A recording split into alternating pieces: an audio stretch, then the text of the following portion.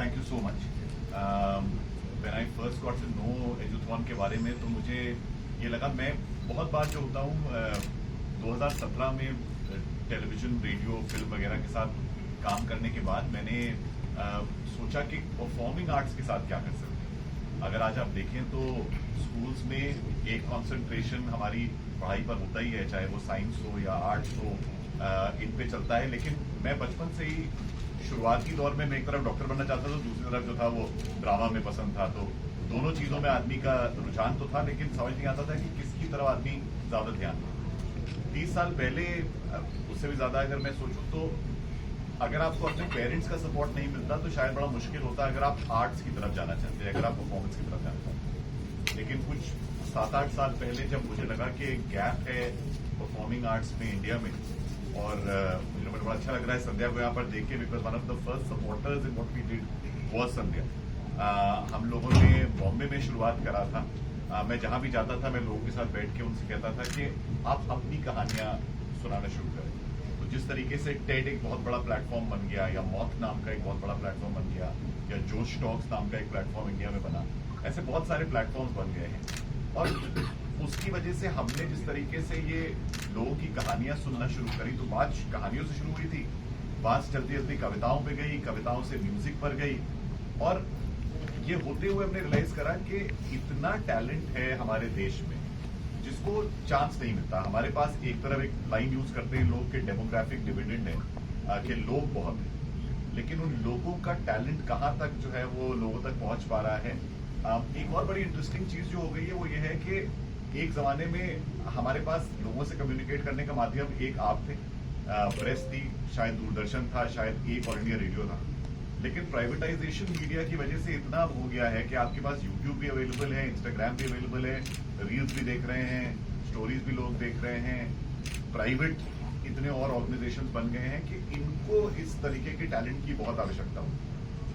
सो अगर आप इस तरीके के टैलेंट को आज प्रमोट करते हैं तो आप खुद ही रियलाइज करते हैं कि ये टैलेंट पनप भी रहा है, उसको चाहिए भी एक प्लेटफॉर्म। और उन प्लेटफॉर्म से आज एक रिपोर्ट आई थी यूट्यूब की कि कुछ 5,000 करोड़ की जो है वो आमदनी हुई है लोगों की, क्रिएटर्स, अगर आप सिर्फ क्रिएटर्स की बात करें। और ये अपने आप में प्रोफेशंस भी हैं, ये अपने आप में जो है वो लोगों के लिए करियर अपॉर्चुनिटीज हैं।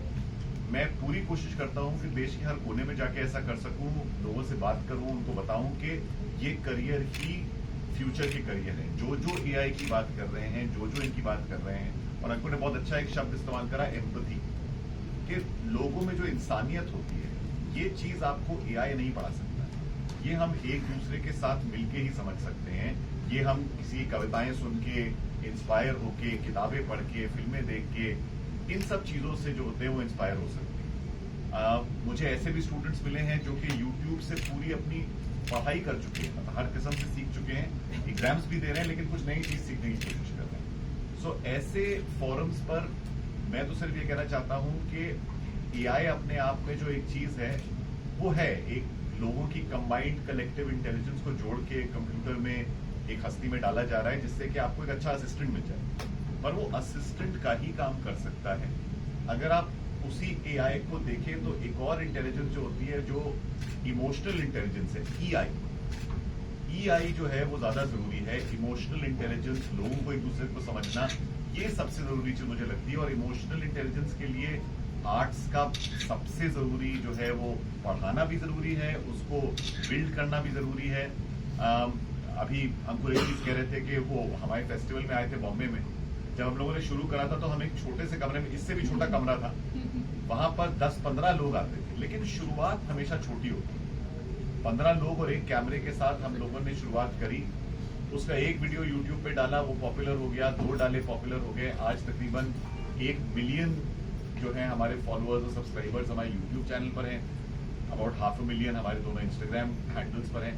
और ये ऑडियंस को आप वर्चुअल ना समझे, ये ऑडियंस रियल ऑडियंस है। ये ऑडियंस आपको पे भी करती है, ये ऑडियंस आपके शोज पे भी आती है, ये ऑडियंस आपको सराहती भी है, आपकी किताबें भी खरीदती है, आपसे बात भी करती है। तो इस ऑडियंस को बिल्ड करते करते आज हमारा वो फेस्टिवल हर फरवरी होता है। इस साल हम लोग 4 शहरों में जा रहे हैं। चंडीगढ़ आने का भी एक प्रयास हम लोग कर रहे हैं।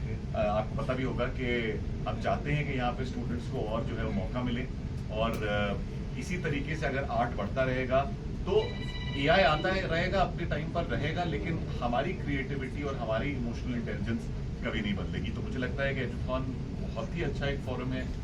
प्रिंसिपल से बात करने का मौका मिलेगा, लोगों से जो कि एजुकेशनल की फील्ड में है, people who established it for so many years और जिन्होंने इतना काम करा है, उन लोगों के साथ समय बिता के।